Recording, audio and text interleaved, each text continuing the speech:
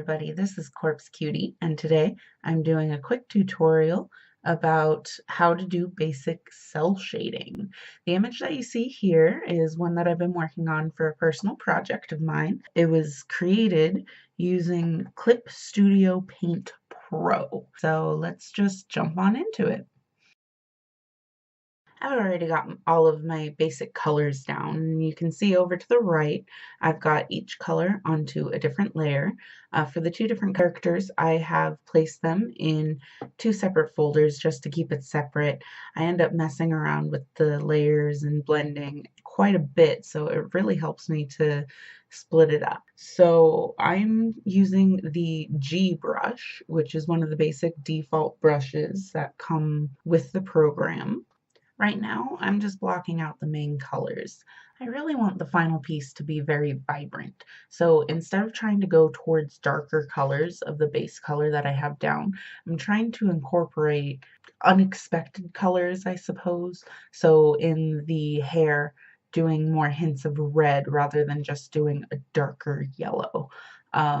With the red of her shirt, going a little bit more towards purple, and that makes it more interesting rather than just doing, oh, this is a darker red. We can do a lot more blending and introducing of colors in one of the later steps, but for right now I'm just concentrating on getting the base colors down. Really don't be afraid to go too dark with your shading. You can always adjust it later. You really want to have something where the shading will stand out and be seen. Coloring the eyes is probably one of my favorite steps.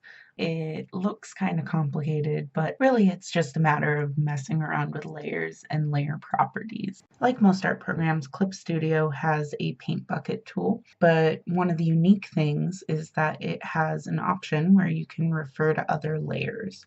Translating that to English, that means that I can have one layer, for example, that would have all of my lines on it. And then I can create other layers underneath it and use the paint bucket to fill in those spaces without having the two layers be combined. How I'm going to apply it here is I'm creating a layer, drawing a curve across the eye, and then I use the paint bucket to fill in the top halves of the eyes. Now I can go back and delete that line layer, and it looks like I have a continuous curve of shading. The next step is adding the highlights to the eyes. So what I do is I go and use the G brush to create a circle, and then I can change the layer properties. Usually I'll change it to screen or overlay. I usually get the best colors using those options, but you can always play around with it and see what colors you like best. Then I'll go in with the soft edge eraser and erase the center of the circle. From there, I can make another layer, duplicating the layer effects that I used for the shine below it, and create some extra shine. That just adds a little bit more variety and makes it more interesting. Keep in mind that eyes are a very unique part of an art style. I really encourage you to experiment and see what works best with your style. With this next step, I'm mostly going to be using the airbrush tool, and I'm going to be going in, darkening certain parts of the image that I want to draw back, add a little bit more depth to. Again, we want to reinforce the colors that we put down with the base shading. Go a little bit deeper with the reds, with the purples. Don't go with a muddy, darker version of the color that's already there. It's going to end up making your image dark and drab. During this stage, I have the airbrush tool with the base color that we initially put down, and I'll put a gradient in the darker areas of the image that I want to establish. Then I can go to the shading layer and lock the layer. It's pretty much a fancy tool for coloring inside the lines. So then we'll go with the darker shading color and do a gradient. By using multiple colors for the shading and blending them more, it's really softening and making a more natural look. Now let's soften the edges even more.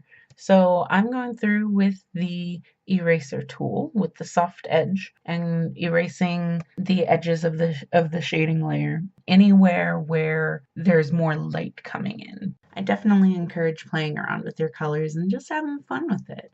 This is art. There is no right answer. Just play with it and have fun.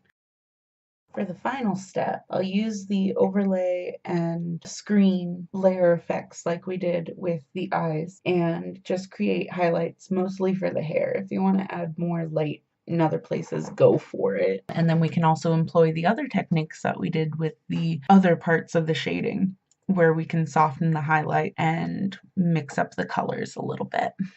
There we have it. With a little love and a lot of layers, we have a finished piece. I did a little bit of work off camera just because it's kind of boring to watch.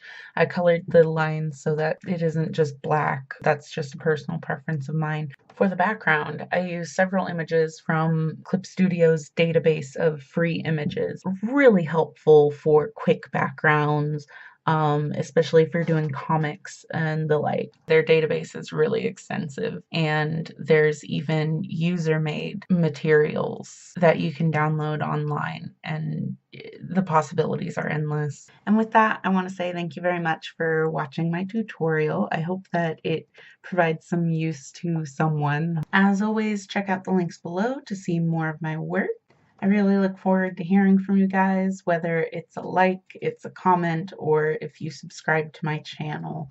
Any of that would be greatly, greatly appreciated. And with that, I hope to see you next time.